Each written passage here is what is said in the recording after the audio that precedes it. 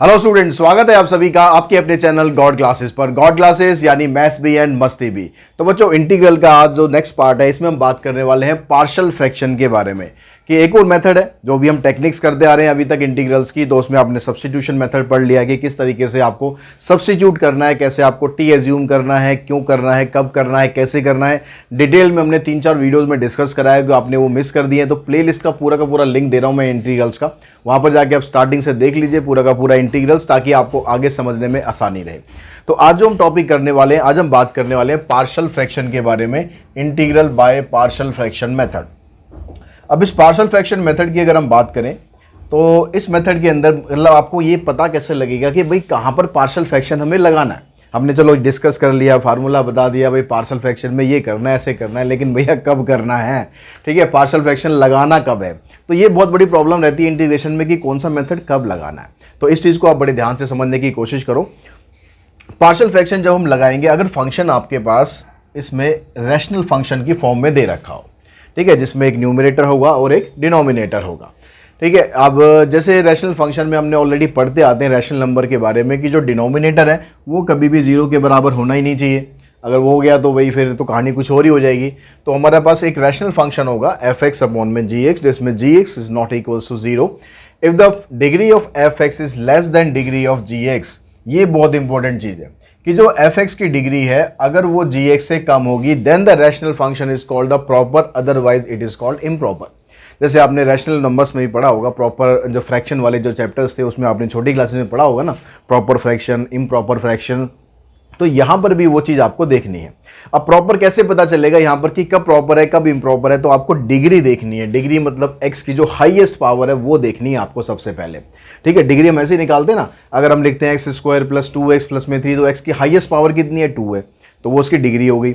अगर highest power x की कहीं 3 आ रही है तो वो उसकी डिग्री हो गई। जो भी x की हाईएस्ट पावर होती है वो आपको चेक करनी है, उससे आपको पता चलेगा कि डिग्री ये है, ठीक है। इसका नोटिफिकेशन एक बार ऑफ कर देते हैं, नहीं तो फिर परेशान करेगा। तो डिग्री का हमें पता लग गया कि डिग्री की जो है न्यूमरेटर की डिग्री अगर डिनोमिनेटर से कम होगी तो फंक्शन को बोलेंगे कि ये प्रॉपर रैशनल फंक्शन है, अदरवाइज इम्प्रॉपर है।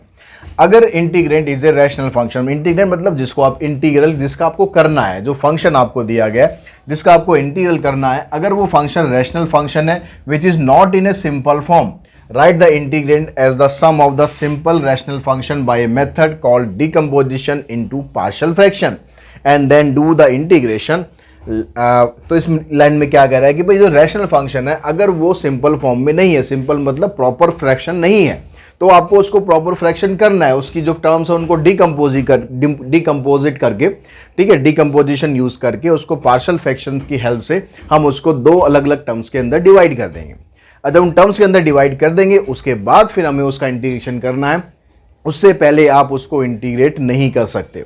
जैसे फॉर एग्जांपल के तौर पे आपको बता रहा है कि भाई जो fx अपॉन में gx आपके पास एक रैशनल अलजेब्रिक फंक्शन है, तो पहले आपको क्या करना है, अगर डिग्री fx की बड़ी है डिग्री ऑफ gx से, बड़ी हो या बराबर हो, दोनों केस है यहाँ पर।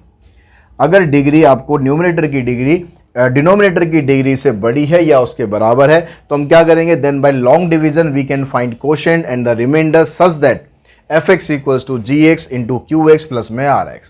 तो आपको क्या करना है, पहले डिवाइड करना है। डिवाइड करने के बाद जो हम उसको जब किसी भी नंबर को, जैसे नंबर्स में हम क्या करते हैं, डिवाइड करते हैं। मान लो मैंने डिवाइड किया 7 को 2 से, तो हम ऐसे लिखते हैं 2 3 6, फिर यहाँ पर ही आ गया। तो 7 को हम कैसे लिखते हैं, 7 को हम लिखते हैं यहाँ पर 2 से हम डिवाइड कर रहे हैं, इनटू में कोशेंट प्लस में रिमाइंडर।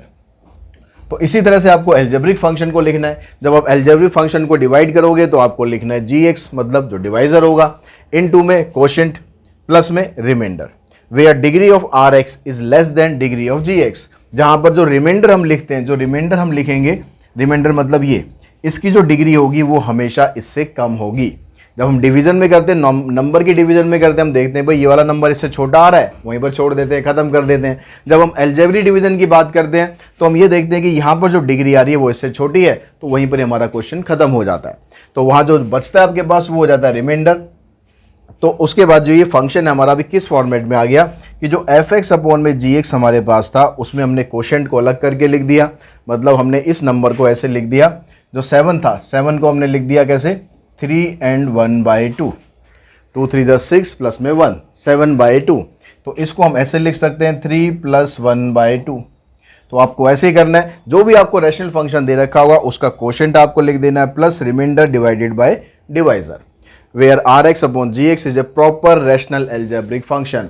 तो जो फंक्शन हमारे पास स्टार्टिंग में जो दे रखा था ये प्रॉपर नहीं था, इसको हमने दो पार्ट्स में तोड़ के, एक पार्ट हो गया कोशेंट, दूसरा पार्ट हो गया ये पार्ट आपका हमेशा प्रॉपर रैशनल एल्जेब्रिक फंक्शन के फॉर्म में कन्वर्ट हो जाएगा। और ऐसा होने के बाद फिर हम उसको आगे डिवीजन के प्रोसेस में और आगे उसको इंटीग्रेशन के प्रोसेस में डालेंगे और इंटीग्रेशन करेंगे। वो हम सीखेंगे इंटीग्रेशन हम कैसे कैसे करेंगे। उससे पहले हम ये सीखते हैं कि जो फंक्शंस आपको अलग अलग दे रखे होंगे उनको आपको कैसे कैसे करके डिकम्पोज करना है, उनको कैसे आपको ब्रेक करना है। तो इसके लिए आपको ना कुछ मेथड्स यहाँ पर दिए हुए हैं, कुछ आपको टर्म्स बता रखी है कि भाई ये टर्म्स अगर ऐसे दी होगी ना तो आप उसको इस तरीके से डिकम्पोज कर सकते हो। तो यहाँ पर ये सारी की सारी टर्म्स आप देख रहे हो, यहाँ पर ये एक टेबल टाइप हमारे पास है। अगर मैं यहाँ पर पहले वाले की बात करूँ, ये प्रॉपर रैशनल फंक्शन है, ठीक है। इसको हम यहाँ पर कन्वर्ट करेंगे, यार पी एक्स प्लस में Q divided by x minus से एक्स माइनस बी। अगर सबसे पहला काम तो हमेशा आपको वही देखना है कि प्रॉपर रैशनल फंक्शन होना चाहिए। अगर प्रॉपर रैशनल फंक्शन नहीं है तो हमें उसे कन्वर्ट करके प्रॉपर रैशनल में बना लेंगे। बनाने के बाद हम देखेंगे कि भाई जो फैक्टर है हमारे पास इस तरीके से आ रहे हैं या नहीं आ रहे हैं। दो फैक्टर यहाँ पर है लीनियर फैक्टर, इसको हम जब अलग अलग पार्ट्स में तोड़ेंगे तो इस तरह से लिखते हैं a/x माइनस ए प्लस में b/x माइनस बी। ये जो कैपिटल ए और कैपिटल बी आ रहा है आर्बिट्रेरी कांस्टेंट होते हैं, इनकी हम वैल्यू निकालेंगे। वैल्यू निकालने के बाद यहाँ पर पुट करेंगे, पुट करके ये दो अलग अलग फंक्शन कन्वर्ट हो जाएंगे। जब ये दो अलग अलग फंक्शन कन्वर्ट हो जाएंगे उसके बाद हम इसको और इसको अलग अलग इंटीग्रेट बड़े इजीली कर सकते हैं। अगर मैं सेकंड की फॉर्म की बात करूं तो इसमें आपके पास तीन फैक्टर, अच्छा ये चीज़ यहाँ पर जो स्टैंडर्ड फॉर्मेट में लिखा होता है x माइनस ए एक्स माइनस बी, तो ये ज़रूरी नहीं है कि भाई वहाँ पर माइनस ही आएगा हमेशा। x माइनस ए हो या x प्लस ए हो उससे कुछ फ़र्क नहीं पड़ना, या साथ में 2x माइनस ए हो 2x प्लस बी हो उससे कुछ फ़र्क नहीं पड़ना, ठीक है। फैक्टर होने चाहिए लीनियर फैक्टर अलग अलग, और ऊपर जो है इनकी डिग्री इससे कम होनी चाहिए। अब इससे डिग्री कम होने का मतलब ये नहीं कि जरूरी नहीं कि यहाँ पर डिग्री 2 ही होनी चाहिए। अगर यहाँ के खाली क्यू एक्स प्लस में आ रहा हो तो भी ऐसे ही करना पड़ेगा। अगर यहाँ पर पी एक्स स्क्वायर प्लस आ रहा हो तो भी ऐसे ही करना पड़ेगा। अगर खाली आर हो तो भी ऐसे ही करना पड़ेगा। मतलब ऊपर वाले की जो डिग्री है वो बस कम होनी चाहिए, ये ज़रूरी नहीं है कि उससे एक ही कम होनी चाहिए, ठीक है। ये चीज़ ध्यान रखेंगे। ये नहीं कि आप ये फॉर्मेट ढूंढते रहेंगे सर ये फॉर्मेट तो बिल्कुल मिला नहीं एग्जैक्ट, तो हम कैसे सॉल्व करेंगे। उसके बाद जो तीसरा फॉर्मेट है एक्स माइनस ए का होल स्क्वायर, अगर होल स्क्वायर आता है तो आप इसको दो पार्ट्स में ऐसे तोड़ेंगे, a/x माइनस ए प्लस में b/x माइनस ए का स्क्वायर। फिर तीसरा आपको ये दे रखा है भाई x माइनस ए के स्क्वायर के साथ अगर x माइनस बी एक लीनियर फैक्टर भी आ गया, ये क्वाड्रेटिक फैक्टर है लेकिन होल स्क्वायर में, ये एक लीनियर फैक्टर है, तो इसको आप इस तरीके से ब्रेक कर सकते हैं। अगर आपके पास फैक्टर नीचे ऐसा आ रहा है कि एक तो लीनियर है दूसरा यहाँ पर सिर्फ क्वाड्रेटिक है, तो ये क्वाड्रेटिक फैक्टर है, तो इसके ऊपर जब आप लेंगे तो इसके ऊपर आपको एक लीनियर टर्म लेनी है bx प्लस में c, ठीक है। नीचे क्वाड्रेटिक फैक्टर है तो उससे एक डिग्री कम करके लेना है bx प्लस में c। अब वो डिपेंड करेगा आगे कि b की वैल्यू 0 आ रही है या c की 0 आ रही है, दोनों की कोई अलग अलग वैल्यू आ रही है, उसके हिसाब से हम इस फंक्शन को आगे इंटीग्रेट करेंगे। तो इस तरीके से आपको इनको फंक्शंस को ब्रेक करना है। ब्रेक करने के बाद फिर जो इंटीग्रेशन का नॉर्मल प्रोसेस है वैसे ही आपको इंटीग्रेट करना है। तो ये सारी कहानी तो थी कि भाई आपको पार्शियल फ्रैक्शन होता क्या है, क्यों हम उसको डिकम्पोज करते हैं, क्यों हम उसको इस तरीके से करते हैं, ये सारी चीज़ आई थिंक आपको समझ में आ चुकी होंगी। क्वेश्चंस करते हैं, प्रैक्टिकल अप्रोच देखते हैं कि किस तरीके से आपको इनको सॉल्व करना है ताकि और ज़्यादा अच्छे तरीके से आप इन चीज़ों को समझ पाओ। तो हम नेक्स्ट तो एक्सरसाइज 7.6 में हमारे पास जो फर्स्ट क्वेश्चन ये है, इसके दो पार्ट हैं कि एक सेकंड पार्ट ये है, तो मैं फर्स्ट पार्ट यहाँ पर करूँगा, फिर सेकंड पार्ट। जितने भी सेकंड पार्ट होंगे ज़्यादातर जो थोड़ा सा ट्रिकी होगा वो मैं ज़रूर कराऊंगा, लेकिन बाकी के जो सेकंड पार्ट है वो एज ए होमवर्क आप लोगों के लिए है। अगर कोई डाउट हो, कोई परेशानी आए तो कमेंट बॉक्स में कमेंट करके ज़रूर मुझे शेयर करना कि आपको ये परेशानी हो रही है अगर आपके क्वेश्चन सॉल्व ना हो। फर्स्ट पार्ट आप ध्यान से समझेंगे कैसे आपको सॉल्व करना है, फिर उसी तरीके से सेकंड पार्ट को करने की कोशिश करेंगे। तो यहाँ पर जो फर्स्ट पार्ट आपके पास है इसमें कहता है x-1 और नीचे आपके पास दो फैक्टर है। तो यहाँ पर अगर हमें टाइप की बात करें तो जो पहली वाली टाइप हमारी थी, ये पहली वाली टाइप का क्वेश्चन बन रहा है। तो इसको हम किस तरीके से स्टार्ट करेंगे, इसको हम पुट करेंगे, इसको हम पुट कर दें जो भी ये फंक्शन दिया हुआ है x-1, x-2 और x-3, इस फंक्शन को हमने पुट कर लिया। किस तरीके से ब्रेक करना था, दो लीनियर फैक्टर थे ना, तो जो पहला लीनियर फैक्टर है उसके ऊपर एक आर्बिट्रेरी कांस्टेंट लेना है a और दूसरा जो है उसके ऊपर लेना है आपको b। इस तरीके से आपको दो अलग अलग फैक्टर्स में कन्वर्ट कर लिया। अब यहाँ पर ए और बी की वैल्यू निकालनी है, उसके लिए हम क्या करेंगे, यहाँ पर जो लेफ्ट हैंड साइड है इसको तो अभी ऐसे कैसे हम लिखते हैं, और यहाँ पर हमने एलसीएम लिया x माइनस 2 x माइनस 3, इससे ये कैंसिल हो जाएगा, x माइनस 3 इंटू में a और b इंटू में x माइनस 2। हर एक क्वेश्चन के अंदर जो एलसीएम होगा ना वो आपका कटेगा ही कटेगा, सेम ही आएगा, तो इसलिए कटना तो है ही है। तो बचा क्या आपके पास, अब यहाँ से बचा x माइनस 1, अब यहाँ से आ गया a into x minus 3।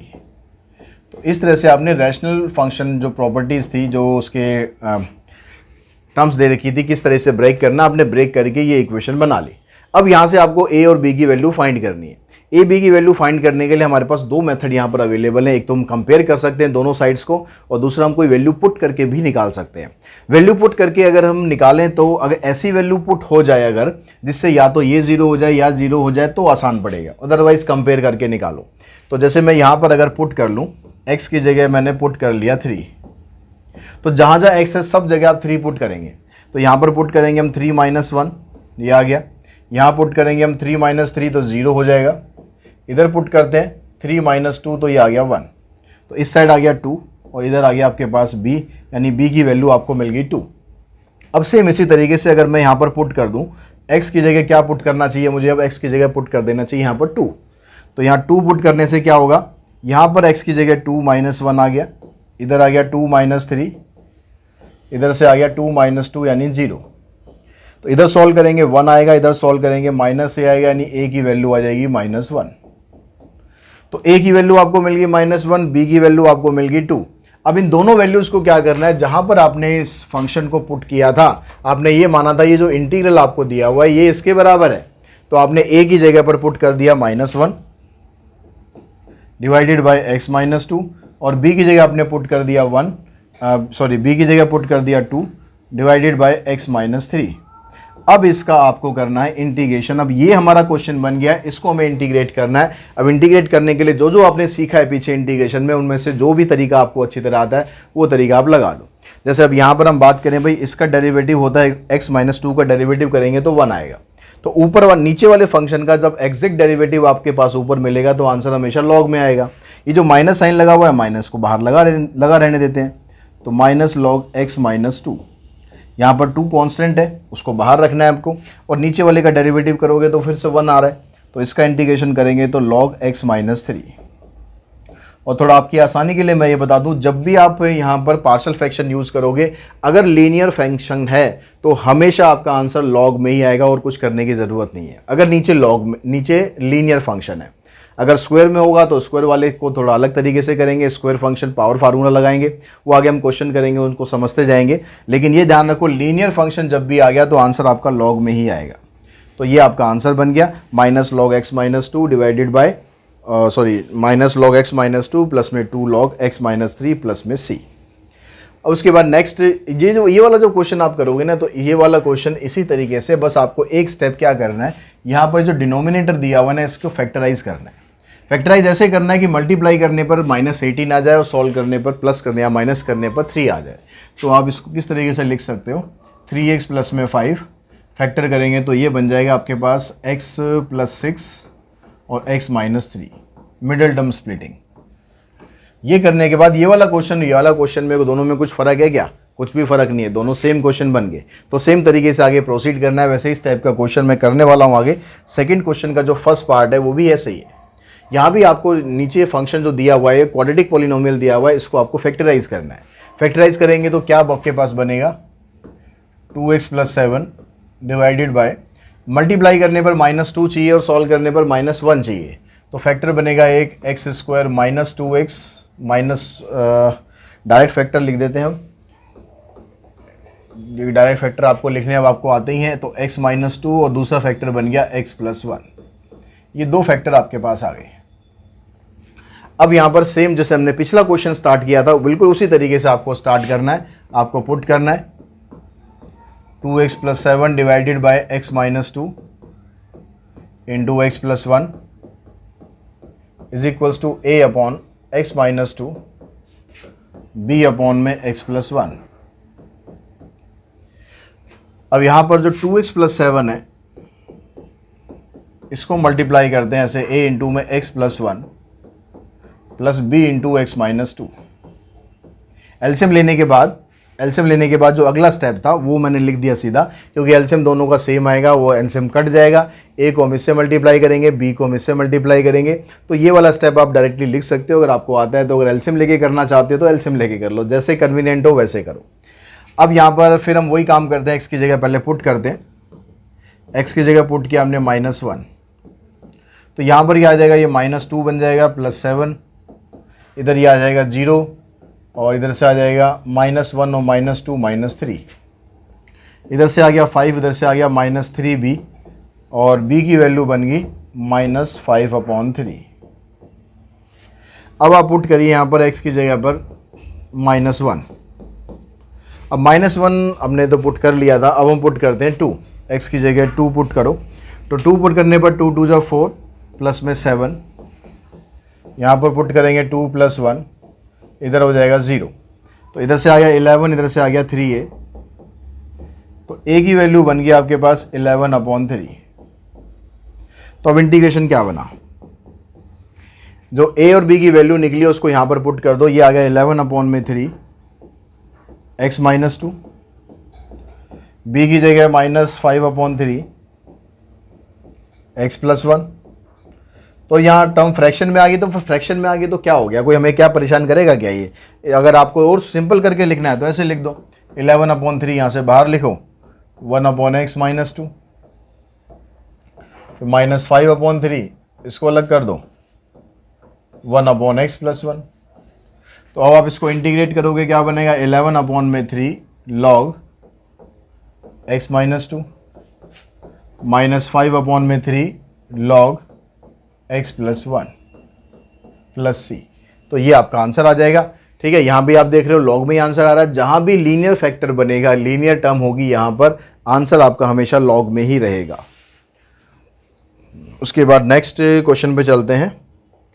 Next question में यहाँ पर कहता है थर्ड में, यहाँ पर x की पावर 3 प्लस x प्लस 1 है, यहाँ पर x की पावर 2 माइनस 1 है। तो पार्शियल फ्रैक्शन का जो बेसिक था उसमें सबसे पहली चीज़ तो हमने यही सीखी थी, अगर फंक्शन आपका प्रॉपर रैशनल फंक्शन नहीं है तो आपको उसको प्रॉपर में कन्वर्ट करना है।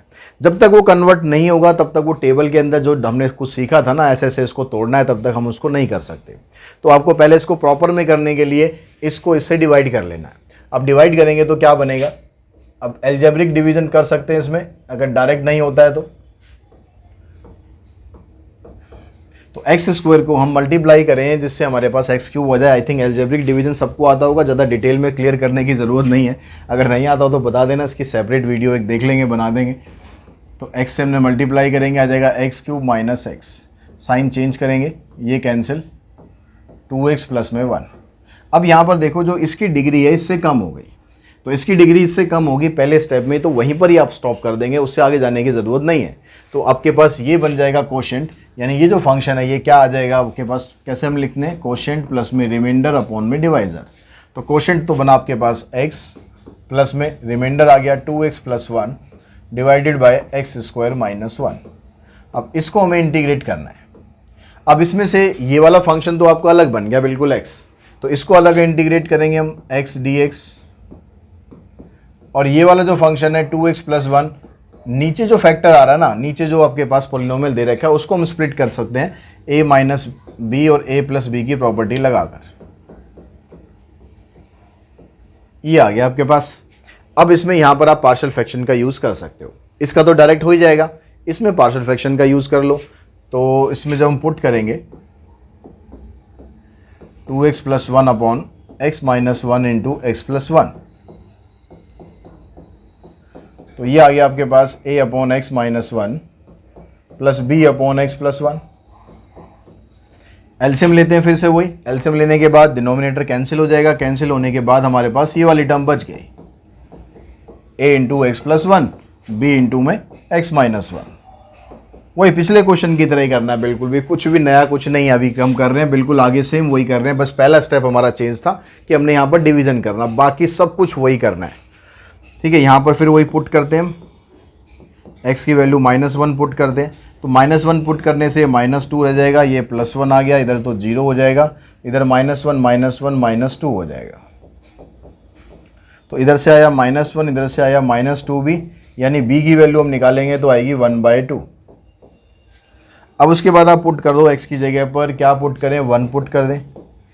तो यहाँ पर आ जाएगा 2 + 1, इधर 1 पुट करोगे तो 1 + 1 2 आ गया और इधर 0 आ गया।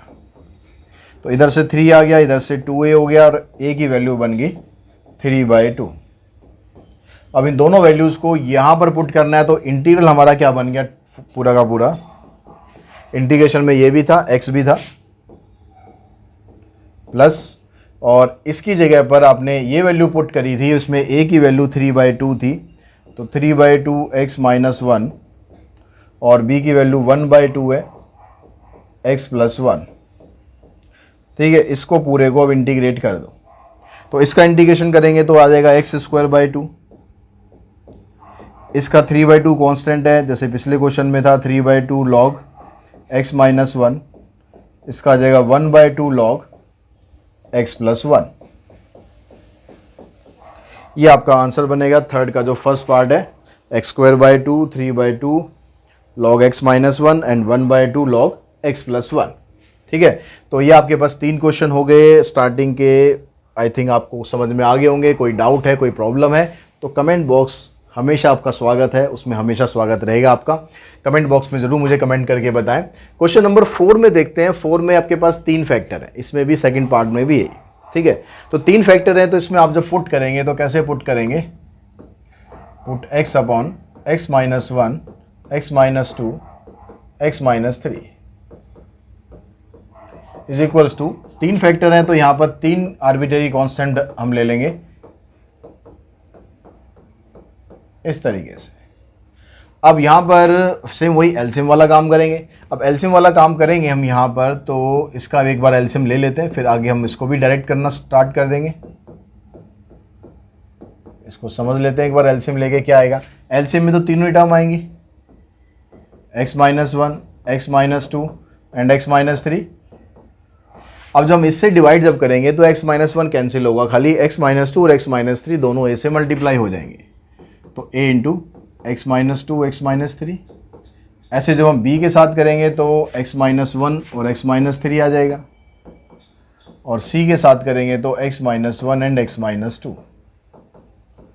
अब यहाँ भी जो डिनोमिनेटर है ये आपका हो जाएगा कैंसिल। अब जो टर्म बचेगी सिर्फ ऊपर से, यहाँ जो न्यूमरेटर था और यहाँ जो न्यूमरेटर है बस वो बचेगा। अब फिर आपको ABC की वैल्यू निकालनी है। ABC की वैल्यू निकालने के लिए वही तरीका हम यूज़ करेंगे। हम पुट करते हैं x की जगह पर 1। अब x की जगह 1 पुट करोगे आप तो ये तो हो जाएगा आपके पास 1, यहाँ पुट करोगे तो 1 - 2 -1 आ गया, 1 - 3 -2 आ गया। यहाँ पर 1 पुट करोगे तो ये 0, तो इसका एक ब्रैकेट का मतलब सभी कुछ 0 हो जाएगा। यहाँ पुट करेंगे 0 तो सभी कुछ 0 हो जाएगा। तो मतलब बाकी का आगे का काम सब 0 है। बस इसको आपको सिंप्लीफाई करना है। ये बनेगा 2a, तो 1 = 2a, यानी a की वैल्यू आ गई 1/2। अब आप b की वैल्यू निकालने के लिए पुट करो, x की जगह 2 पुट कर देते हैं आप। तो यहाँ पर लेफ्ट हैंड साइड में x है, 2 पुट किया, यहाँ पर 2 - 2 सब 0 हो जाएगा। यहाँ पर देखो 2 - 1 1 आ गया, और 2 - 3 -1 आ गया। इधर पुट करेंगे तो यहाँ 0, तो ये सारा 0, तो इधर से आ गया 2 = -b, यानी b की वैल्यू आ जाएगी -2। अब उसके बाद चलते हैं x की जगह पुट करते हैं 3। अब x की जगह यहाँ 3 पुट किया तो इधर 3 आ गया। इधर से देखो ये 0 हो जाएगा, इधर से ये वाला 0 हो जाएगा, यानी c की वैल्यू आपको यहाँ से मिलेगी 3 - 1 2 और 3 - 2 1। अब आप यहाँ से अगर हम वैल्यू निकालें तो ये आ जाएगा 3 = 2c, और c की वैल्यू आ जाएगी 3/2। अब तीनों वैल्यू आपके पास निकल चुकी हैं, तीनों को आप यहाँ पर पुट करो तो इंटीग्रल हमारा क्या बन गया, a की जगह 1/2 x - 1, b की जगह -2 x - 2, c की जगह क्या है 3/2 और x - 3। तीनों लीनियर फैक्टर हैं, तो इसका इंटीग्रेशन करेंगे 1/2 log x - 1, इसका आ जाएगा -2 log x minus 2, 3/2 log x minus 3 plus C. ये आपका आंसर आ गया फोर्थ का जो फर्स्ट पार्ट है। ठीक है, आंसर बिल्कुल मैच कर रहा है। अब नेक्स्ट इसका जो सेकंड पार्ट है उसको आप बिल्कुल ऐसे ही करेंगे, बड़े आराम से निकल जाएगा, कोई पैनिक होने की बिल्कुल ज़रूरत नहीं है, आराम से समझ के करोगे, बड़े आराम से निकलेगा। अब यहाँ पर हम बात करते हैं, यहाँ पर जो फैक्टर है ये तो ठीक है, लीनियर फैक्टर है। ये वाला फैक्टर यहाँ पर देखो स्क्वायर में दे रखा है, मतलब यहाँ पर ये फैक्टर क्वाड्रेटिक पॉलिनोमियल है। तो इसको आप जैसे अभी हमने पिछला क्वेश्चन कराया ना, बिल्कुल वैसे ही बना देंगे। कैसे बना देंगे इसको, अगर मैं लिखूँ यहाँ पर 5x अपॉन x प्लस 1 और x स्क्वायर माइनस 4 को मैं ऐसे लिख देता हूँ x स्क्वायर माइनस 2 स्क्वायर, और इसको जब आप स्प्लिट करेंगे ऐसे x plus 1, x minus 2 and x plus 2, 3 factor बन गए। 3 फैक्टर बनने के बाद वैसे स्टार्ट करना है, a upon this, b upon this and c upon this. तो उसी क्वेश्चन की तरह आप ये वाला क्वेश्चन भी कर लेंगे। अब यहाँ नेक्स्ट सेकंड पार्ट की अगर हम बात करें तो यहाँ पर देखो होल स्क्वायर है, ये होल स्क्वायर है यहाँ पर, और यहाँ पर इसके अंदर स्क्वायर है, दोनों अलग अलग चीज़ें, ध्यान रखेंगे। तो इसमें जब हम इसको पुट करेंगे x अपॉन x माइनस 1 का whole square into X plus 2। अब इसमें जब आप पुट करेंगे तो यहाँ लिखेंगे a upon x minus 1 and b upon x minus 1 का होल स्क्वायर। ये होल स्क्वायर वाले में आपको 2 बार लिखना पड़ता है, एक बार a अपॉन दिस, फिर b अपॉन x माइनस 1 का होल स्क्वायर। और तीसरा फैक्टर लीनियर है तो उसको आप c करके अलग कर देंगे, c अपॉन में x प्लस 2। और जब भी स्क्वायर वाला अगर क्वेश्चन आता है ना तो हमेशा एलसीएम लेके करना, नहीं तो गड़बड़ हो सकती है। बाकियों में चल जाएगा डायरेक्ट, जो अभी तक हमने पीछे करें बिना एलसीएम लिए, मतलब आप समझ जाओगे एलसीएम सेम आएगा, कट जाएगा, किससे क्या मल्टीप्लाई होना ये आपको क्लियर हो जाएगा। लेकिन इस क्वेश्चन में गड़बड़ हो सकती है, तो इसको ध्यान से समझना क्यों गड़बड़ हो सकती है। तो हमने यहाँ पर लिखा ये, और यहाँ पर जब हम एलसीएम लेंगे तो एलसीएम में x माइनस 1 यहाँ पर स्क्वायर में आएगा, क्योंकि ये भी x माइनस 1 है, ये x माइनस 1 का स्क्वायर है। तो जो बड़ी वाली टर्म होती है, जिसकी पावर बड़ी होती है, वो एलसीएम में आती है, और x प्लस 2। अब यहाँ से क्या होगा, जब आप a के साथ x माइनस 1 को x माइनस 1 से कैंसिल करोगे तो एक ही बार तो कटेगा ना x माइनस 1, एक x माइनस 1 तो रहेगा ही। तो यानी a के साथ x माइनस 1 आ जाएगा, और b और साथ में x प्लस 2 भी आएगा, और b के साथ सिर्फ x प्लस 2 आएगा, क्योंकि x माइनस 1 का स्क्वायर था, ये तो कैंसिल हो गया। अब सोचो अगर आपने एलसीएम नहीं लिया होता तो आप क्या करते, इसके साथ अगर इसको आप छोड़ देते और b के साथ इसको और इसको मल्टीप्लाई कर देते, जो कि फिर गलत हो जाता। फिर c के साथ क्या आएगा हमारे पास, खाली x माइनस 1 का होल स्क्वायर आएगा, क्योंकि ये इससे कैंसिल हो गया। अब यहाँ पर डिनोमिनेटर कैंसिल, आपके पास बचा यहाँ से x, इधर से a into x minus 1 into X plus 2, b into X plus 2 और x माइनस 1 का होल स्क्वायर इंटू में c। ये आपके पास टर्म बच गई है। अब a b c की वैल्यू फाइंड करनी है, तो पहले हम वही तरीका यूज़ करते हैं, पुट करते हैं x की जगह 1, इधर 1 हो गया, इधर 1 माइनस 1, ये सारा 0 हो जाएगा। तो यहाँ पर पुट करेंगे 1 प्लस 2 आ गया 3, और यहाँ से ये सारा 0 हो जाएगा। तो b की वैल्यू आप निकालोगे तो आ जाएगी 1/3। अब आप पुट करो यहाँ पर x की जगह पर -2, तो -2 पुट करने से ये सारा 0 हो गया, ये भी 0 हो गया। यहाँ पर पुट करेंगे तो ये -2 -1 हो गया -3, और इसका करना है स्क्वायर, तो यहाँ आ गया 9, 9 को इधर नीचे लाएंगे तो c की वैल्यू बनेगी -2/9।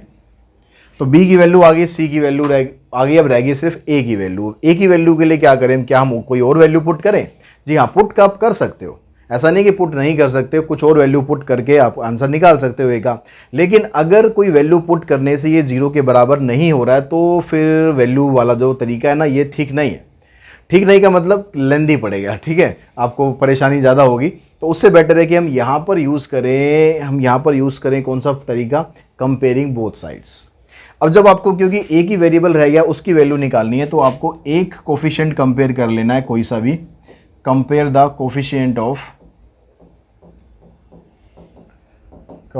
कोफिशिएंट ऑफ मैं यहाँ पर ले लेता हूँ एक्स स्क्वायर। सबसे बड़ी इसमें पावर एक्स स्क्वायर ही आएगी, तो आप एक्स स्क्वायर को कर सकते हो, आप एक्स को कंपेयर कर सकते हो, आप कांस्टेंट को भी कर सकते हो, किसी को भी कर लो, उससे आपके पास जो तीसरा वेरिएबल है ए, उसकी वैल्यू निकल जाएगी। अब जब कंपेयर करने का मतलब क्या है कि आपको जो एक्स स्क्वायर के साथ जो भी कोफिशिएंट है वो आपको लिखना है। तो यहाँ तो एक्स स्क्वायर है ही नहीं लेफ्ट हैंड साइड में, तो यहाँ पर हो गया 0। यहाँ पर एक्स स्क्वायर आएगा जब हम इसको इससे मल्टीप्लाई करेंगे, तो एक्स स्क्वायर इंटू में ए, यानी ए एक्स स्क्वायर बना, तो एक्स स्क्वायर का कोफिशिएंट हो जाएगा ए। अब यहाँ पर तो एक्स स्क्वायर आएगा नहीं, मल्टीप्लाई करने के बाद भी नहीं आएगा। यहाँ पर हम जब इसमें आइडेंटिटी लगा देंगे ए स्क्वायर ए माइनस बी के होल स्क्वायर की, तो हमारे पास एक्स स्क्वायर आएगा और एक्स स्क्वायर के साथ सी भी मल्टीप्लाई हो जाएगा। तो मतलब यहाँ से जो कोफिशिएंट आएगा वो हमारे पास आएगा सी। तो अब ए की वैल्यू हमारे पास क्या है, ए की वैल्यू हमें निकालनी है, सी की वैल्यू -2/9 है, उसको हम यहाँ पर पुट कर दें और यहाँ से ए की वैल्यू निकालेंगे तो ये वैल्यू आ जाएगी 2/9। तो ए बी सी तीनों की वैल्यू आ चुकी है। अब हम इसका इंटीग्रेशन फाइंड कर दें। अब इंटीग्रेशन फाइंड करने के लिए हम यहाँ पर जाते हैं ए की जगह 2/9 x - 1 और b की जगह पर क्या है 1/3 x - 1 का स्क्वायर और c की जगह -2/9 x + 2। इसको हमें इंटीग्रेट करना है। अब इसमें से इसमें भी 2/9 है, इसमें भी 2/9 है, तो इन दोनों को आप अलग कर लो। 2/9 कॉमन निकाल दिया, ये आ गया 1/x - 1 और 1/x + 2। इसको हम अलग इंटीग्रेट कर देते हैं और इसमें से 1/3 को बाहर लिखते हैं। इसमें लगा दो आप पावर रूल, इसके लिए ऊपर लेके जाओ, ये बन जाएगा x - 1 का पावर -2। ठीक है, जब पावर रूल लगाएंगे तो ये जो प्लस में पावर थी ये ऊपर जाएगी, तो क्या बन जाएगी माइनस में। अगर आपको डायरेक्ट वाला फार्मूला याद है 1/x की पावर n, तो डायरेक्ट भी लगा सकते हो। अब इसको हम इंटीग्रेट करते हैं, इसको हम इंटीग्रेट करते हैं, तो इंटीग्रेट करके हमारे पास क्या बनेगा। अब देखो यहां से आया 2/9 और ये दोनों लीनियर फैक्टर थे, इनका डेरिवेटिव ऊपर है, तो ये तो बन जाएगा log of x - 1 minus log of x + 2। और इसमें जब पावर फार्मूला आप लगाएंगे प्लस में 1/3, पावर फार्मूला लगाने का मतलब है पावर इसमें एक ऐड होगी, यानी -2 + 1 करेंगे तो -1 बनेगा। तो x - 1 की पावर -1 डिवाइडेड बाय -1। अब यहाँ पर आपके पास आ गया ये 2/9 log, इसमें log की प्रॉपर्टी लगा दो तो इनको इकट्ठा करके ऐसे लिख सकते हैं हम, x - 1 ऊपर और जो माइनस में था वो नीचे आ जाएगा। ठीक है, ये log के साथ मॉड लगा देना है आपको हर क्वेश्चन में, और ये बन जाएगा -1/3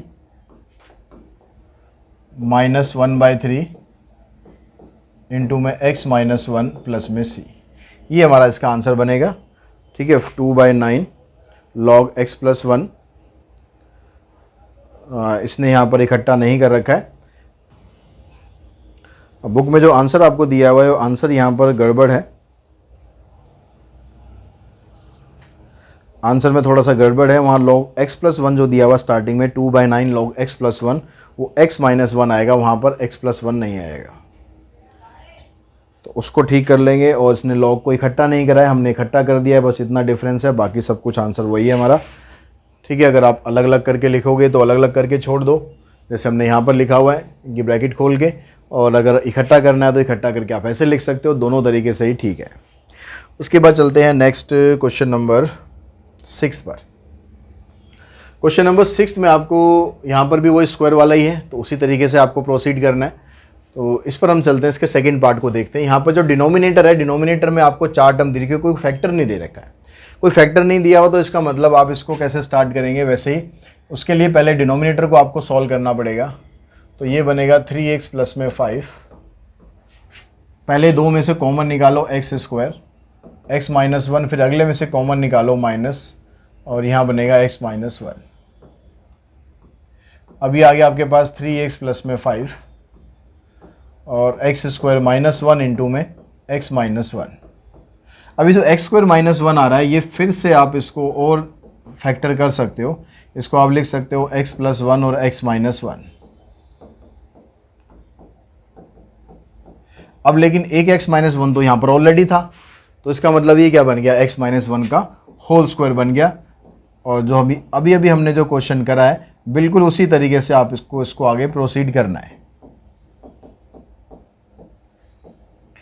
ठीक है, जब हम इसको पुट करेंगे तो पुट हम वैसे ही करेंगे जैसे भी किया था हमने, 3x प्लस में 5 अपॉन x प्लस 1 और x माइनस 1 का whole square equals to a upon x plus 1। अब ये दूसरा जो फैक्टर है ये स्क्वायर में है, तो इसको हम लिखेंगे ऐसे b अपॉन x माइनस 1 और c अपॉन में x माइनस 1 का होल स्क्वायर। फिर एलसीएम लेंगे जैसे पिछले क्वेश्चन में लिया था, और एलसीएम लेने के बाद हमारे पास यहाँ से ये बचेगा a इंटू में x माइनस 1 का स्क्वायर, b इंटू में x प्लस 1 x माइनस 1 और c इंटू में x प्लस 1।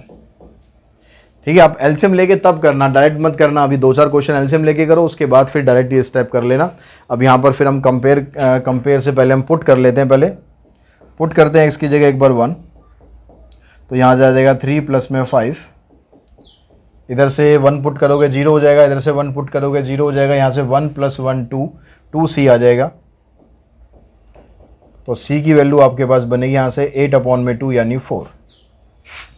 अब x की जगह आप पुट कर दो -1, तो -3 प्लस में 2 बन जाएगा, -3 प्लस में 5, -1 यहाँ पुट करोगे -1 -2 का स्क्वायर हो जाएगा 4a।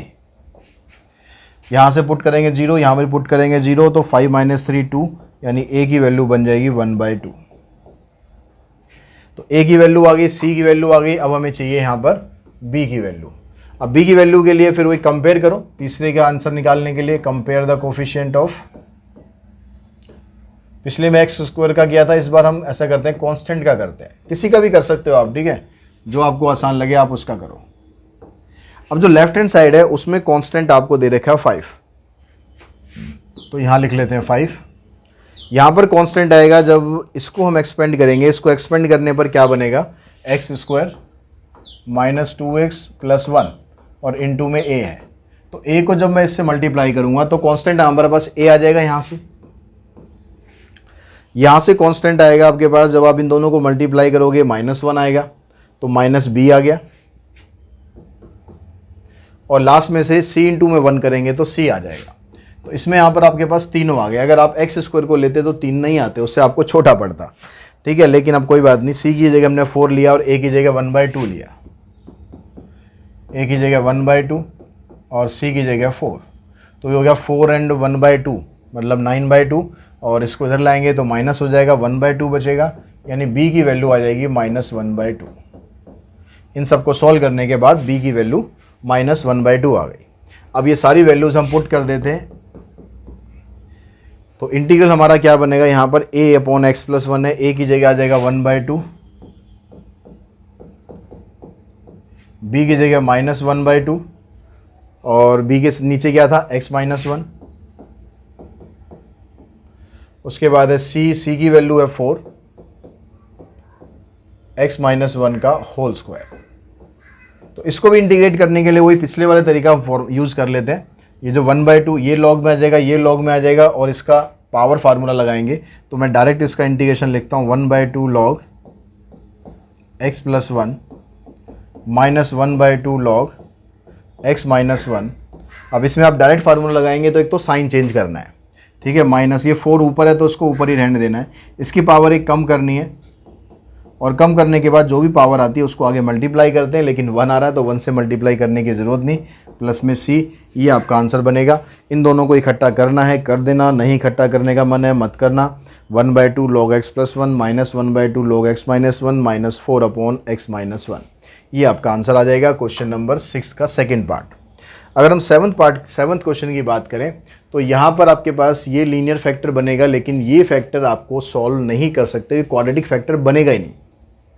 अभी क्वाड्रेटिक फैक्टर नहीं बनेगा, सॉरी क्वाड्रेटिक फैक्टर है ये, क्वाड्रेटिक से लीनियर नहीं बनेगा, क्वाड्रेटिक तो ये ऑलरेडी है ही, मतलब आप इसको फैक्टर करके स्प्लिट नहीं कर सकते।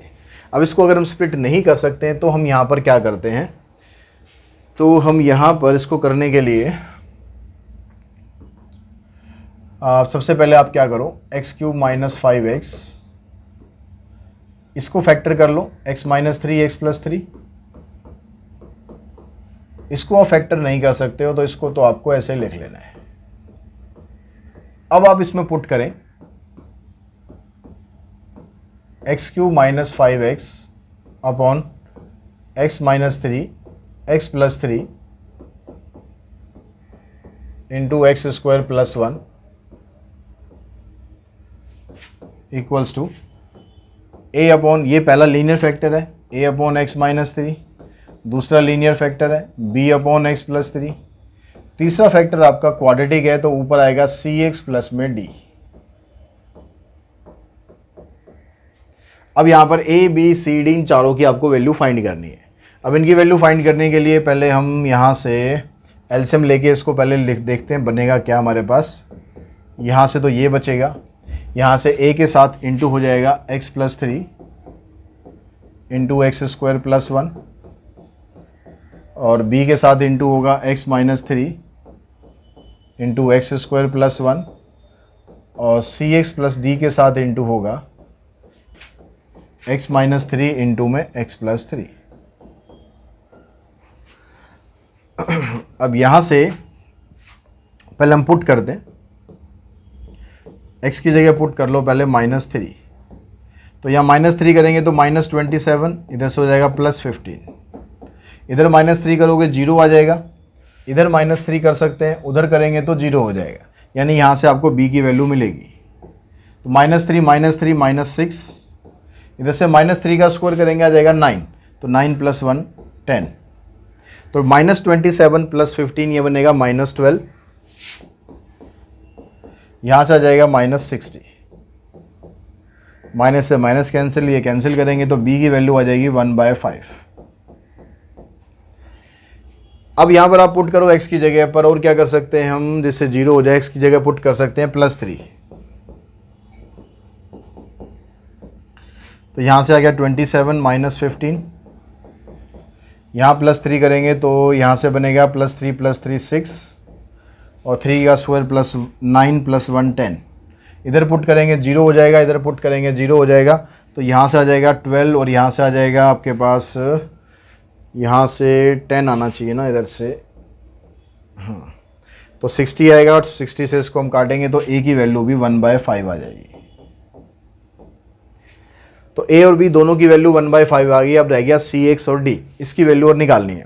अब इसकी वैल्यू निकालने के लिए पुट करने से काम नहीं चलेगा क्योंकि वही लंबा हो जाएगा, तो हम इसमें पुट ना करके हम यहाँ पर करते हैं कंपेयर करते हैं।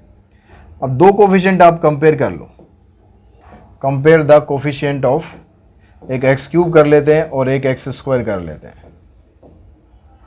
एक्स क्यूब करेंगे तो यहाँ पर 1 है, इसका कोफिशिएंट इसके साथ में 1 है, यहाँ पर एक्स क्यूब आएगा जब हम इसको इससे मल्टीप्लाई करेंगे एक्स क्यूब और इनटू में a, यानी कोफिशिएंट बनेगा a।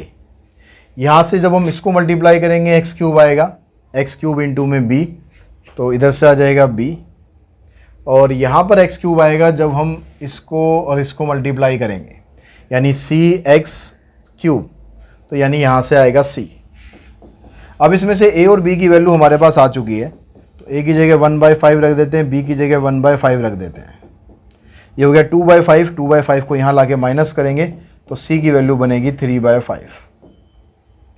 अब एक्स स्क्वायर का कोफिशिएंट देखो, यहाँ पर कुछ नहीं है, एक्स स्क्वायर है ही नहीं यहाँ पर, तो 0 हो गया।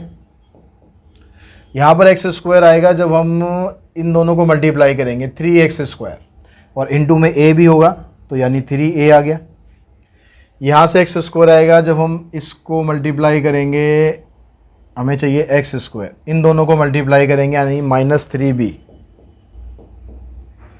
और यहाँ पर x² कब आएगा, इसको हम सिंपल करके ना ऐसे लिख लेता हूँ मैं, x² - 9, ठीक है, इन दोनों को सिंपल करके हमने ऐसे लिख लिया, और इनटू में cx प्लस d है, तो x² आएगा जब हम इसको इससे मल्टीप्लाई करेंगे तो d आएगा यहाँ पर।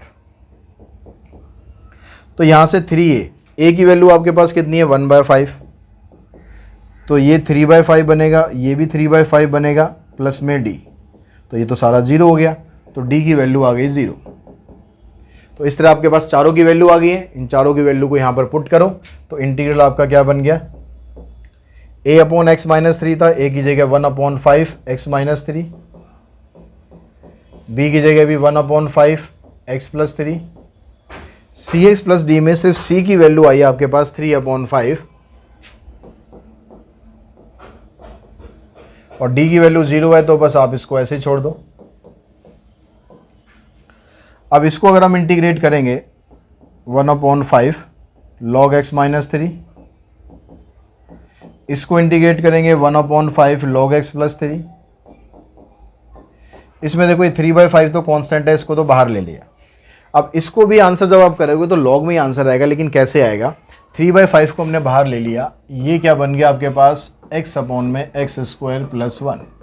अब इस नीचे वाले का डेरिवेटिव अगर करोगे, x स्क्वायर का डेरिवेटिव होता है 2x, तो यहाँ पर 2x होना चाहिए, इधर 2 आएगा तो इधर भी 2 होना चाहिए, तो ये बनेगा 3/10। तो यहाँ पर 5 की जगह आप कर दो 3/10 log x स्क्वायर प्लस 1। ये आपका इसका आंसर आ जाएगा। क्वेश्चन नंबर 7 का second part 1/5 first part 1/5 log x square minus 9। अब इसने यहाँ पर इसको इकट्ठा कर दिया है, ठीक है, दोनों का यहाँ पर ये कोफिशिएंट सेम है, आगे इनको इकट्ठा कर दिया log x माइनस 3 और x प्लस 3 क्योंकि प्लस में है तो दोनों को इकट्ठा कर दिया, इसको ऐसे कैसे लिख दो, ये बन जाएगा 1/5 log x स्क्वायर माइनस 9 और ये आपके पास 3/10 log x square plus 1 plus में c। ये आपका आंसर बन गया क्वेश्चन नंबर 7 का। अब क्वेश्चन नंबर अगर हम 8 की बात करें तो 8 में हमें क्या करना है, क्वेश्चन नंबर 8 में कहता है कि यहाँ पर देखो 2x है और नीचे x स्क्वायर प्लस 1 है, x स्क्वायर प्लस 3 है। नीचे जो फैक्टर है वो बाई क्वाड्रेटिक फैक्टर है, लेकिन क्वाड्रेटिक फैक्टर दोनों में यहाँ पर क्वाड्रेटिक है, यहाँ भी और यहाँ भी। और अगर हम इसका डेरिवेटिव करें तो इसका डेरिवेटिव बनता है 2x, और 2x आप देख रहे हो आपको ऊपर दिया हुआ है। अगर 2 ना भी दिया होता तो x तो दिया था ना, तो जैसे सब्स्टिट्यूशन मेथड हम करते हैं तो पहले यहाँ पर सब्स्टिट्यूशन आप लगाओ, आप पुट करो x स्क्वायर को t, तो उससे क्या बनेगा 2x dx equals to dt, और 2x dx यानी 2x dx इस पूरे की जगह पर dt बन गया। तो क्वेश्चन अब आपका ये बन गया dt अपॉन में t प्लस 1 और t प्लस 2।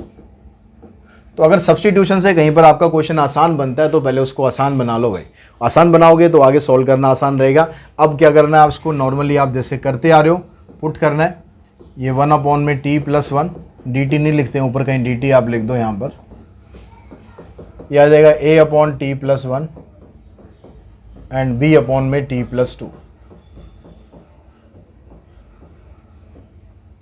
अब इसमें अच्छा यहाँ पर मैं आपको एक और डायरेक्ट तरीका, यहाँ पर t प्लस 3 है, यहाँ पर सॉरी 2 नहीं है भाई, इधर 3 है, तो जो मैं डायरेक्ट आपको बताने वाला था वो अब नहीं बता रहा हूँ क्योंकि वो कंसेक्यूटिव नंबर होने चाहिए तब डायरेक्ट लगेगा। इसको हम वैसे ही करते हैं, यहाँ से 1 आएगा, a इंटू में t प्लस 3, b इंटू में t प्लस 1। तो यहाँ से अब पुट करा आपने, t की जगह पर -3 पुट कर दो, यहाँ 1 रहेगा, इधर 0, -3 प्लस 1 यानी -2b, तो b की वैल्यू मिलेगी आपको -1/2। और फिर उसके बाद t की जगह आप पुट करेंगे -1, तो इधर आ जाएगा 1, इधर आ जाएगा 0, -1 प्लस में 3 यानी 2a, इधर से ये 0 हो जाएगा, a की वैल्यू मिलेगी आपको 1/2। अब इन दोनों वैल्यूज़ को यहाँ पर पुट करते हैं, तो i हमारा क्या बन गया 1/2 t plus 1 minus 1/2 t plus 3। इसको इंटीग्रेट करेंगे तो ये बन जाएगा 1/2 log of t plus 1 minus 1/2 log of t plus 3। और जो t आपको दिया हुआ है उस t की जगह पर आप वैल्यू पुट कर दो, ठीक है। वैल्यू पुट करने से पहले स्कोर इकट्ठा भी कर देते हैं, किसी क्वेश्चन में इकट्ठा कर रखा है, किस में नहीं कर रखा है, उससे कोई प्रॉब्लम नहीं है, आप कर देते हो तो भी कोई दिक्कत नहीं है, नहीं करोगे तो कोई दिक्कत नहीं है। जो प्लस वाली टर्म है वो ऊपर आ जाएगी, जो माइनस वाली टर्म है वो नीचे आ जाएंगी, और इस t की जगह पर आपने जो पुट किया था x स्क्वायर उसको आप यहाँ पर डाल दो।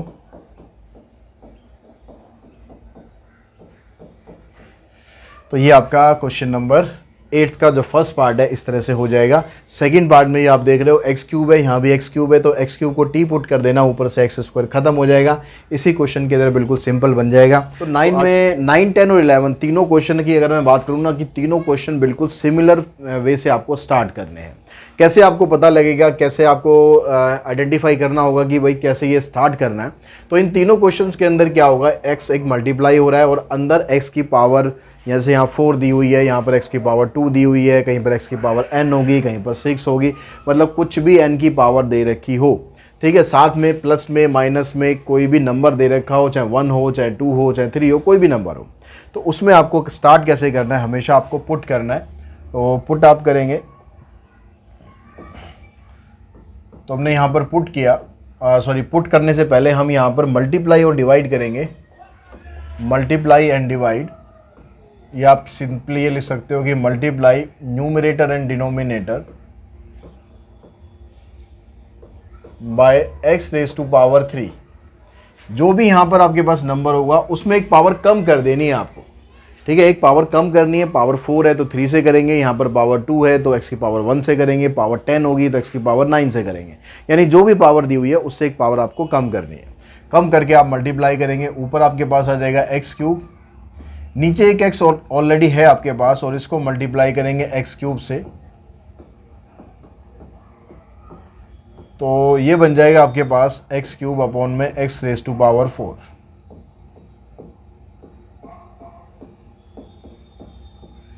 अब ये जो x रेज टू पावर 4 है इसको आप t पुट करेंगे, क्योंकि इसका डेरिवेटिव आपके पास ऊपर आपको मिल जाएगा। तो हमने यहाँ पर पुट करा x रेज टू पावर 4 को t, तो ये बन गया 4x cube dx equals to dt।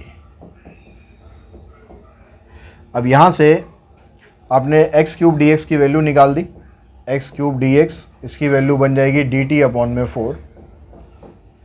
अब यहाँ पर एक क्वेश्चन आपके पास क्या बन गया, ये जो 1 अपॉन में 4 है इसको तो बाहर निकाल देते हैं, इधर आ गया, ये बन गया आपके पास t और ये आ गया t माइनस 1। अब ये क्वेश्चन बन गया। अब इसको जैसे हम पार्शियल फ्रैक्शन से करते हैं हम वैसे भी कर सकते हैं। यहाँ पर मैं आपको शॉर्टकट और बता रहा हूँ वो और आप यहाँ पर यूज़ कर सकते हैं, लेकिन उस शॉर्टकट के लिए हर जगह नहीं होगा। यहाँ पर ही ध्यान रखना है आपको कि ये जो नंबर्स नीचे जो फैक्टर्स आएंगे ना, ये कंसेक्यूटिव टर्म्स आनी चाहिए। जैसे अगर हम लिखते हैं 1/2 इंटू में 3, ये कंसेक्यूटिव टर्म्स है, तो इसको मैं ऐसे लिख दूं 1/2 माइनस 1/3, दो अलग अलग फंक्शन में इसको हम ब्रेक कर दूं। पार्शियल फ्रैक्शन से भी हम क्या करते हैं, फंक्शन को ऐसे ब्रेक तो करते हैं, तो यहाँ पर हम इसको ब्रेक डायरेक्टली भी ऐसे कर सकते हैं। जो छोटे वाला नंबर होगा वो पहले लिखना है, जो बड़े वाला नंबर होगा वो बाद में लिखना है। तो इन दोनों में से आइडेंटिफाई कर लो कि छोटा वाला नंबर कौन सा है। तो छोटा नंबर आपके पास t माइनस 1 है, तो इसको आप कैसे लिख सकते हो, इसको आप लिख सकते हो ऐसे 1/4 1 upon t minus 1 minus 1/t dt। तो इससे क्या होगा, आपको जो a अपॉन आप ये करते t b upon t minus 1 वो करने की ज़रूरत नहीं पड़ेगी। अगर उसको करके भी करोगे आपके पास वैल्यू वही आएंगी, ठीक है। जो वैल्यू यहाँ पर एक 1 आएगी, एक की वैल्यू -1 आएगी, उसको आप रखोगे, फिर आपके पास यही फॉर्मेट बन जाएगा। तो किसी भी क्वेश्चन में, सिर्फ यही नहीं, आगे किसी भी क्वेश्चन में आप करोगे या पीछे भी हमने जो क्वेश्चन करें, अगर कहीं पर आपको ऐसा क्वेश्चन मिले कि जहाँ पर कंसेक्यूटिव नंबर आ जाए, तो आप इसमें डायरेक्टली इस तरह से अप्लाई कर सकते हो। लेकिन ये ध्यान रखना है कि ऊपर कॉन्स्टेंट रहना चाहिए, ऊपर कोई फंक्शन नहीं होना चाहिए, ऊपर x 2x इस तरह की टर्म्स नहीं होनी चाहिए, ऊपर कॉन्स्टेंट होना चाहिए। तो अब इसको आप डायरेक्टली इंटीग्रेट कर सकते हो 1 अपॉन में 4 log of t minus 1 minus log of t। अब इस t को, इसको आप इकट्ठा कर दो, ठीक है। हो सकता है क्वेश्चन आंसर में इकट्ठा कर रखा हो सकता है ना कर रखा हो, लेकिन आप इकट्ठा कर दो, कोई दिक्कत ही नहीं है। तो t माइनस 1 अपॉन में t प्लस में c। अब t की जगह आपने क्या पुट किया था, x की पावर 4, वो आप यहाँ पर डाल देंगे, तो ये बन जाएगा log x की power 4 minus 1 divided by x की पावर 4 प्लस में c। ये आपका आंसर बन जाएगा। और बिल्कुल सेम इसी तरीके से आपको ये स्टार्ट करना है। इसको x की पावर यहाँ पर 2 है तो x की पावर 1 से मल्टीप्लाई कर देना, ऊपर भी और नीचे भी, फिर बिल्कुल इसी तरीके से आप इसको प्रोसीड कर सकते हैं। अगर हम नेक्स्ट क्वेश्चन की बात करें, क्वेश्चन नंबर 10 भी बिल्कुल सिमिलर टाइप का ही क्वेश्चन है, जैसे यहाँ पर है, ये वाला क्वेश्चन भी सिमिलर टाइप का ही क्वेश्चन है। तो चलो ये वाला कर लेते हैं। यहाँ पर हम मल्टीप्लाई करते हैं, multiply numerator and denominator by x raise to power, यहाँ पर पावर जितनी है उससे कम करनी है, तो n दिया हुआ है तो n माइनस 1 कर देना है, ठीक है। जितनी भी पावर थी उससे कम करनी है। तो इंटीग्रल आपका बन गया x raise to power n minus 1 divided by x यहाँ पर ऑलरेडी है ही, x raise to power n minus 1 x raise to power n plus 1। तो इन दोनों को आप मल्टीप्लाई करेंगे, तो हमेशा हर क्वेश्चन में ऐसा ही होगा। यहाँ पर x की पावर n बन जाएगा और अंदर भी ब्रैकेट के अंदर x की पावर n प्लस 1 है।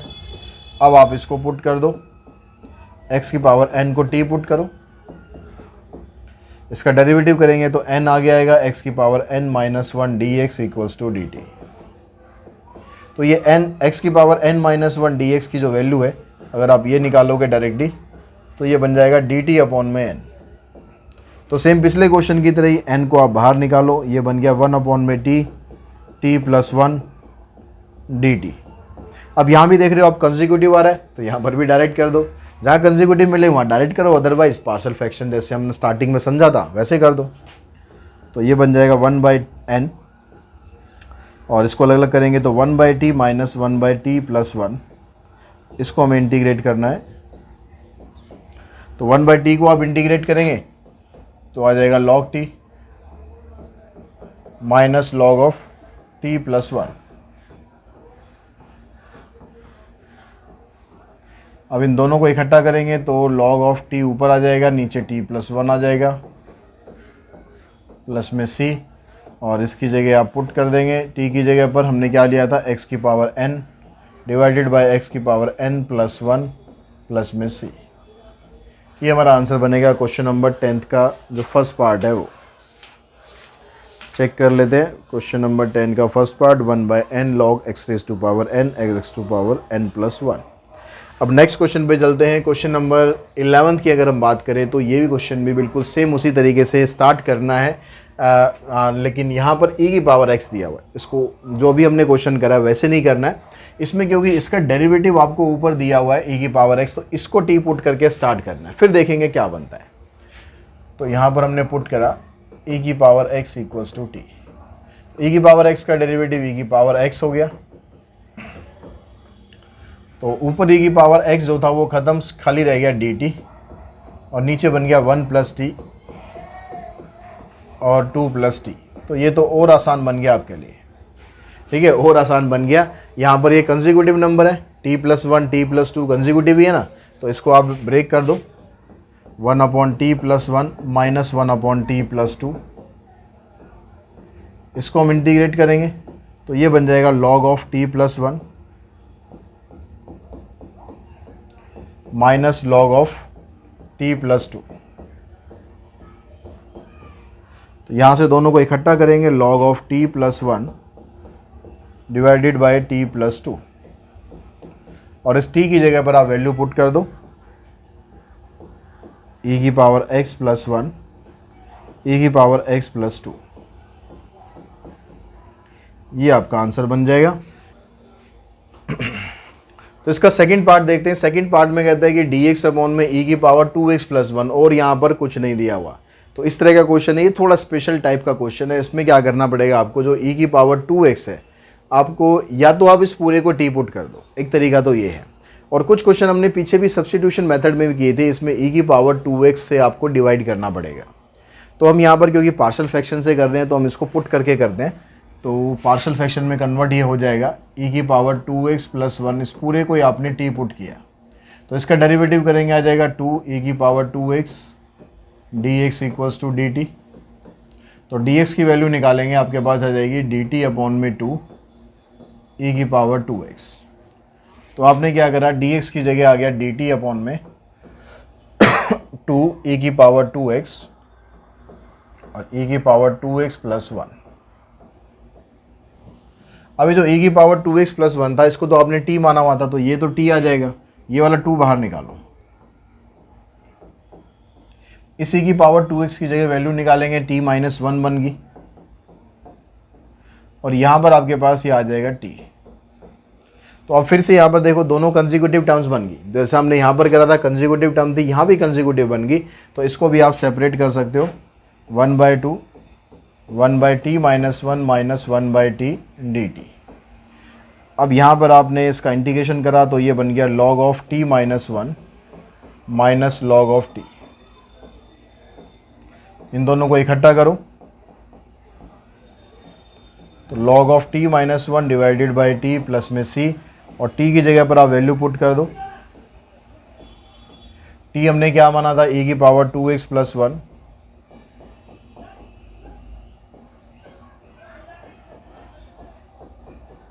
ये कैंसिल हो जाएगा, आंसर आ गया 1/2 लॉग e की पावर 2x प्लस 1।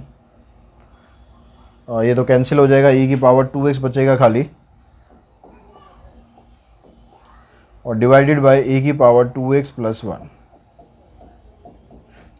ये आंसर आ जाएगा क्वेश्चन नंबर 11th का जो सेकंड पार्ट है उसका।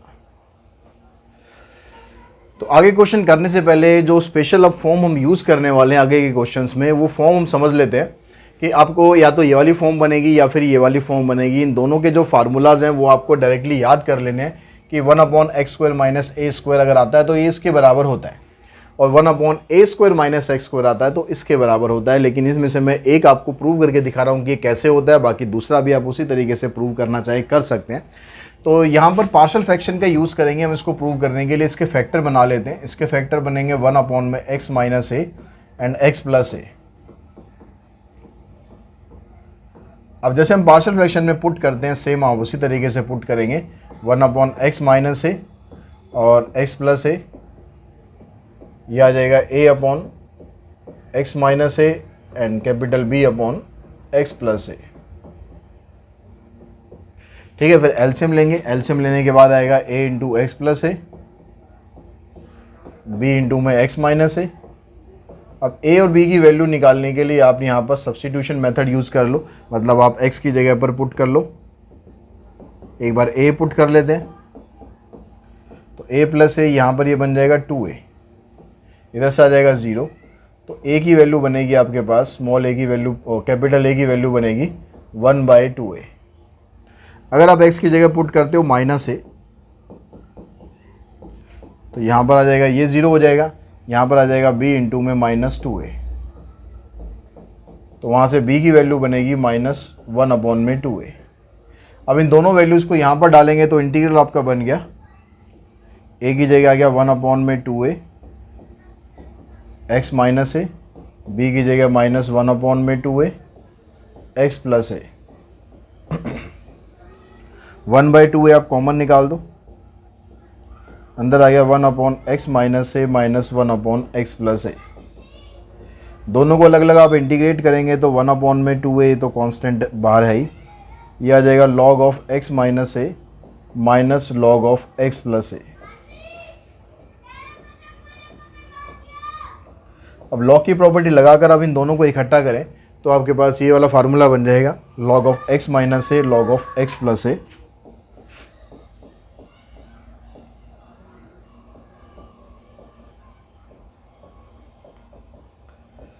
प्लस में c। तो इस तरीके से आप इसको प्रूव कर सकते हो। सेम इसी तरीके से आप इसको भी प्रूव कर सकते हो, वहाँ से भी आप ऐसे वैल्यू निकाल के पार्शियल फ्रैक्शन यूज़ करके आपका आंसर ये डायरेक्टली आ जाएगा।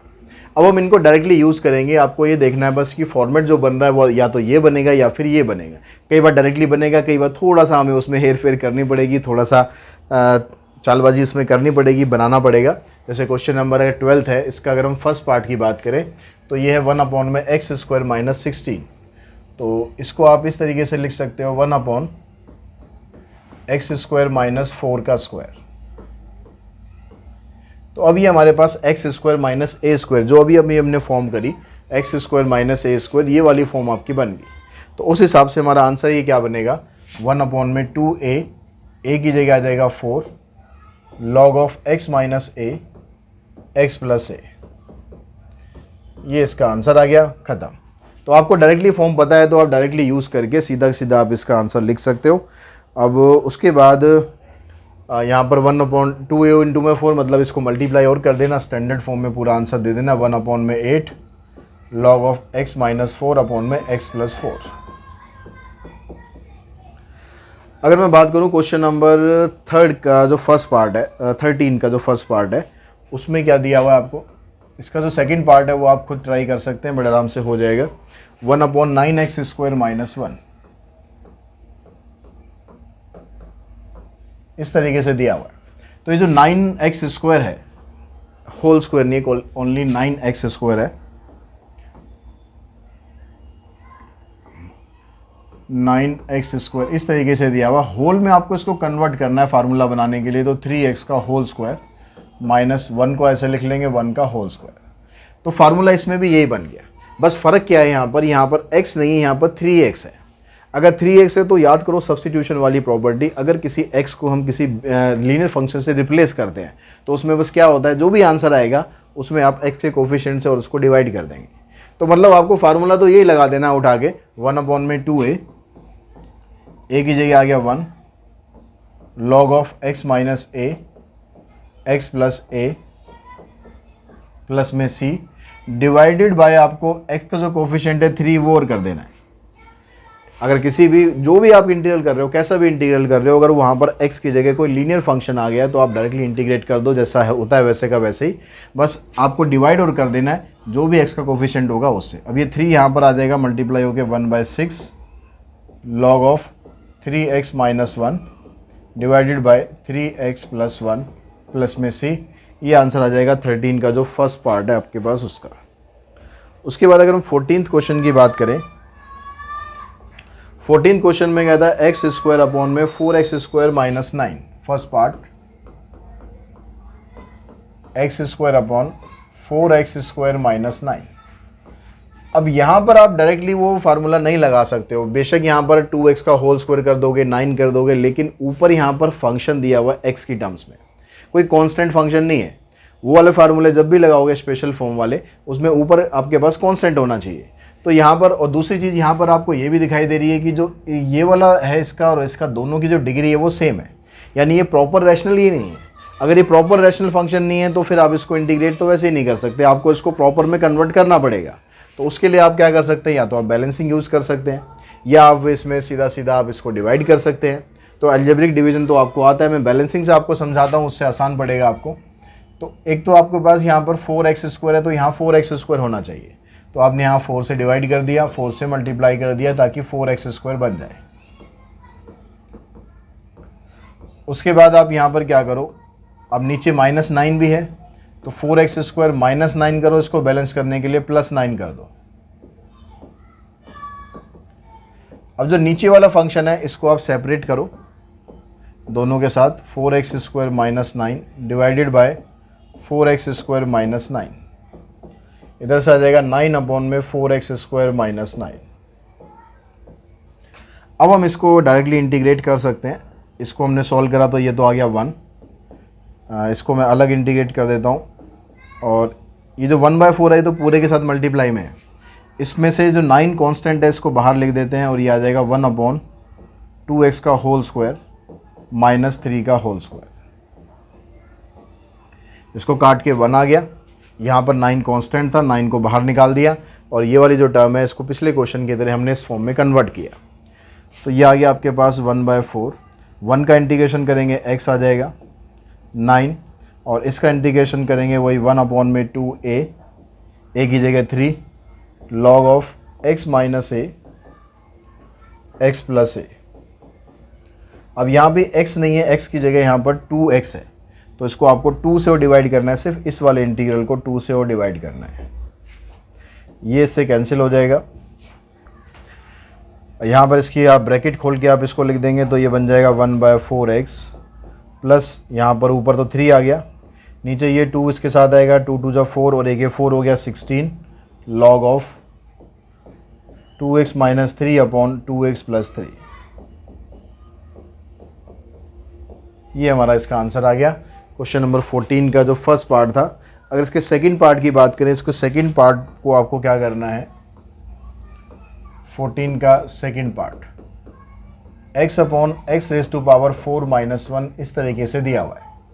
तो यहाँ पर x रेज टू पावर जो 4 माइनस 1 है, इसको आप क्या करो, इसको आप ऐसे लिख लो x स्क्वायर का होल स्क्वायर -1। अब ये प्रॉपर्टी जो स्पेशल इंटीग्रल थी वो वाली तब तक नहीं लगा सकते जब तक ऊपर कांस्टेंट ना हो। अभी कांस्टेंट कैसे हट सकता है, अगर मैं x स्क्वायर को t पुट कर लूँ तो ये बनेगा आपके पास 2x dx equals to dt, तो x dx की वैल्यू बन जाएगी dt अपॉन में 2। तो ये जो 2 कांस्टेंट था इसको तो बाहर लिखो। अब ये बन गया t अपॉन में, ये आपने t मान लिया था, t स्क्वायर बन गया, और ये जो 1 है इसको 1 का स्क्वायर बना दिया। अब इसमें फिर से वो स्पेशल इंटीग्रल वाले जो 2 फार्मूले हमने सीखे आज, उसको हम यहाँ पर इंटीग्रेट कर देते हैं उसकी हेल्प से। तो ये बन जाएगा 1/2a log t minus 1 t plus 1। तो ये बन गया आपके पास 1/4 log t की जगह पर आप पुट कर देंगे x square minus 1 divided bye x square plus 1। ये आपका आंसर बनेगा 14 का जो सेकंड पार्ट है उसका। और इसी के साथ ही जो एक्सरसाइज है हमारी वो फिनिश हो जाती है। तो आई होप आपको समझ में आ चुकी होगी जो पार्शियल फ्रैक्शन है वो आपको कब यूज़ करना है और कैसे यूज़ करना है। ठीक है। और दूसरी चीज़ मैं आपको ये और बताना चाहूँगा कि ML अग्रवाल का जो कंप्लीट सॉल्यूशन है वो गॉड क्लासेस की जो ऐप है उस पर अवेलेबल है। अगर आप PDF सॉल्यूशन चाहते हैं सेल्फ स्टडी के लिए तो आप वहाँ पर जा सकते हैं। पूरी की पूरी बुक का कंप्लीट सॉल्यूशन आपको वहाँ पर मिलेगा। ML अग्रवाल और CBSE हैंडबुक दोनों के कंप्लीट सॉल्यूशन है इन फॉर्म ऑफ PDF। तो वहाँ पर जाके आप वो कोर्सेज परचेज कर सकते हैं और अपनी जो सेल्फ स्टडी है उसको ज़्यादा बेटर तरीके से कर सकते हैं। आज की इस वीडियो में इतना ही। Thanks to all of you.